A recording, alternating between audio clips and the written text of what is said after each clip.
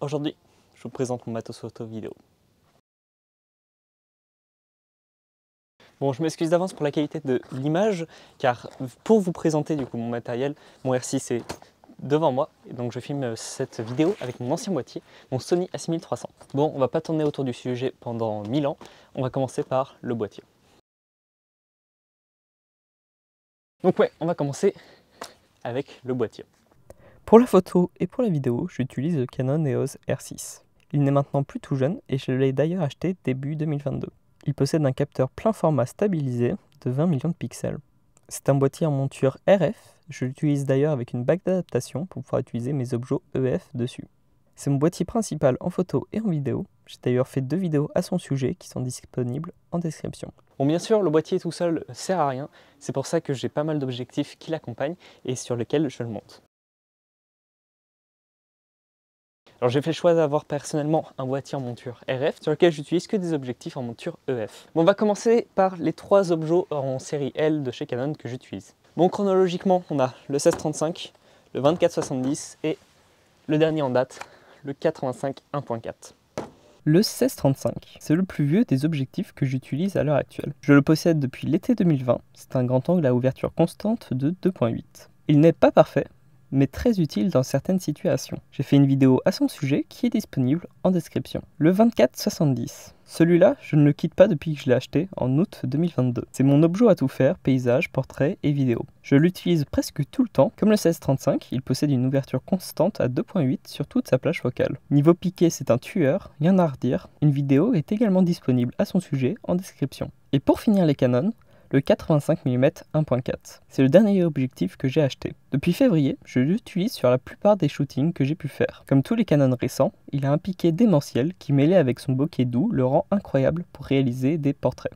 Donc 3 objectifs de série L Canon. Il faut savoir que le 16-35 à l'heure actuelle, je l'utilise beaucoup moins que les 2 autres. Donc mon 24-70 est mon objectif polyvalent qui me sert un petit peu à tout shooter. Et mon 85 mm 1.4 est mon objet dédié au portrait. Le 16-35 lui est un peu plus en retrait. Je l'utilise beaucoup moins car niveau qualité, il n'est pas au niveau des 2 autres. Donc j'utilise seulement quand j'ai besoin vraiment d'un ultra grand angle, ce qui arrive pas si souvent que ça. Souvent le 24 mm du 24-70 me suffit, donc je pourrais clairement m'en passer parmi ces 3-là. Et à côté de ces objets, j'utilise également des objectifs de la marque Sigma que je monte sur mon boîtier.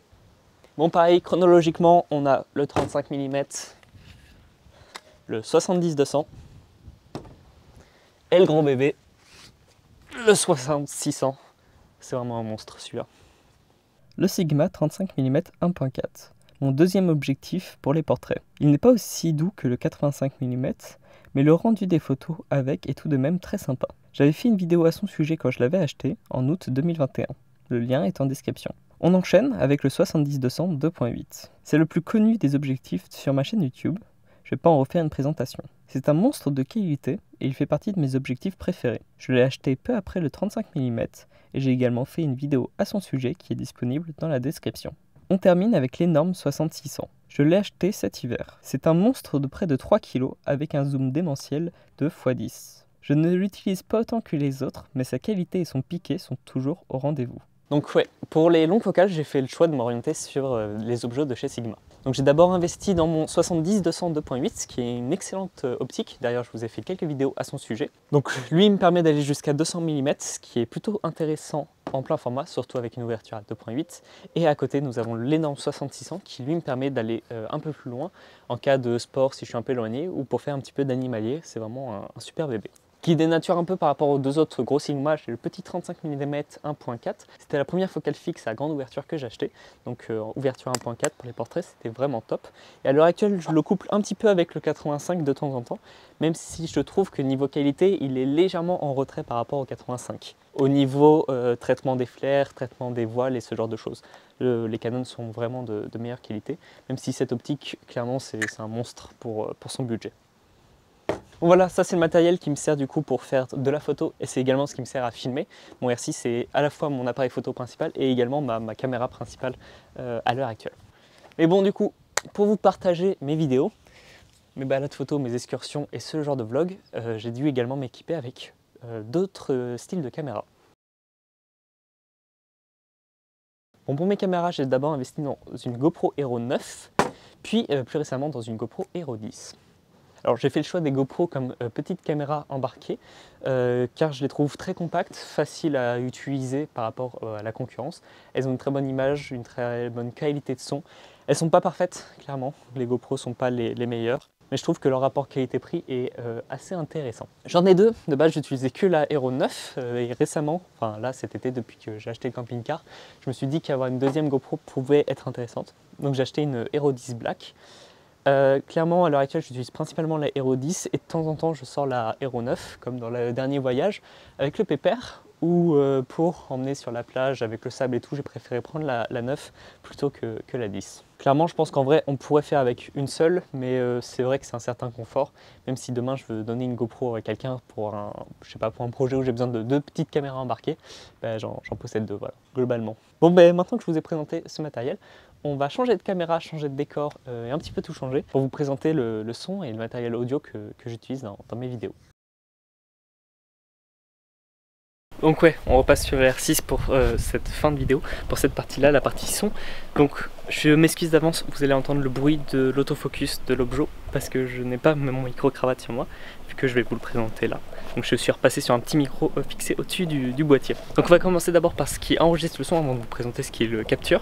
Donc j'ai ici mon enregistreur externe. Donc il s'agit d'un petit Zoom H4n Pro que je possède maintenant depuis 2 ans, 3 ans, un truc comme ça. Clairement un bon enregistreur qui est assez renommé et que je peux que recommander perso, j'ai jamais eu de couilles avec.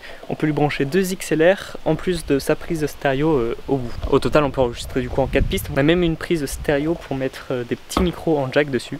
Donc un enregistreur au top. Ok, pour capturer le son, c'est là où ça a un petit peu évolué.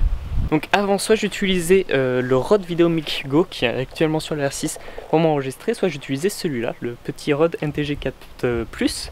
Donc l'avantage du NTG4 Plus, c'est qu'il intègre une batterie à l'intérieur, ce qui me permet de l'utiliser en le branchant en jack par exemple, chose que j'ai jamais fait, je l'ai toujours utilisé en XLR celui-là. Donc ouais, c'est un très bon micro, clairement pas dans toutes les situations, c'est un micro qui est assez pratique quand on veut enregistrer une voix seule dans un endroit qui ne résonne pas. Si ça résonne, on va vite l'entendre, s'il y a des bruits parasites, on va vite les entendre, mais sinon c'est un micro qui est vraiment de super bonne qualité pour un prix plutôt abordable. Donc personnellement, je le couple avec le H4n Pro assez régulièrement. Bon, et pour ma dernière acquisition niveau son, je vais vous les montrer comme ça.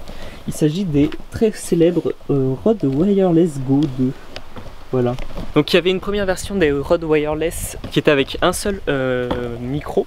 Donc on avait un émetteur, un récepteur, et la version 2 des Rode Wireless nous permet d'avoir 2 petits émetteurs comme ça, donc là avec la petite bonnette anti-vent, qui sont tous les deux connectés sur un seul receveur. Donc ça me met une piste à droite, une piste à gauche, et moi au montage j'ai juste à remettre les pistes au bon endroit. Donc je souhaitais vraiment avoir la version 2 pour pouvoir séparer du coup mes 2 pistes son, pour que si un jour j'ai 2 intervenants, que chacun ait vraiment son micro et sa propre piste son. Donc niveau qualité c'est vraiment le top, c'est ce que j'utilise quasiment dans tous mes vlogs récemment, donc je suis pas prêt d'arrêter de les utiliser. Donc voilà, globalement mon matériel son se résume à ça sur la table. Donc on a un micro, un enregistreur et un petit jeu de micro sans fil de chez Rode. Comme vous l'avez vu, j'ai pas énormément de matériel, mais comme vous le savez, vu que je voyage dans camping-car, dans Airman, je peux pas me permettre de trimballer plus de choses. Bon, à côté de ce matériel photo et vidéo, j'ai également un petit Mac que je vous ai déjà présenté sur la chaîne qui me permet de tout monter, et des disques durs et des SSD pour pouvoir sauvegarder toutes les images de mes voyages et de mes projets photo-vidéo. Globalement, c'est tout ce que j'utilise et puis ça me suffit amplement à l'heure actuelle. Bon, bien sûr, je ne l'ai pas précisé en début de vidéo, mais l'intégralité du matériel que je vous ai présenté m'appartient. Je n'ai pas eu de prêt ou d'aide de certaines marques. C'est que du matériel que j'ai moi-même acheté avec mes fonds propres. Bon, sur ce, c'est une fin de vidéo. J'espère qu'elle vous aura plu, elle vous aura intéressé et intrigué. Je vous invite à aller voir les reviews des différents objets et différents matériels que j'ai pu vous présenter dans cette vidéo. Bon, pour certains, je n'en ai pas encore fait de review. Je pense à certains de mes objectifs, par exemple avec le 85 1.4, avec le 60-600, mais ça un jour ça arrivera forcément, faudra que je vous en parle. Donc ouais, si vous êtes intéressé par ce matériel, je vous invite du coup à aller voir les autres vidéos qui parlent de matos. Si vous êtes intéressé de voir qu'est-ce que ça donne sur le terrain, je vous invite à aller voir du coup les voyages que je peux faire avec ma copine et mon camping-car, qui sont filmés du coup avec ce matériel, ainsi que les balades photos que je réalise avec vous, où c'est des sorties pour réaliser des photos. Voilà. Bon, sur ce, du coup, c'était la fin de cette vidéo. Je vous dis à très bientôt pour une prochaine vidéo, une prochaine balade photo. Allez, ciao ciao.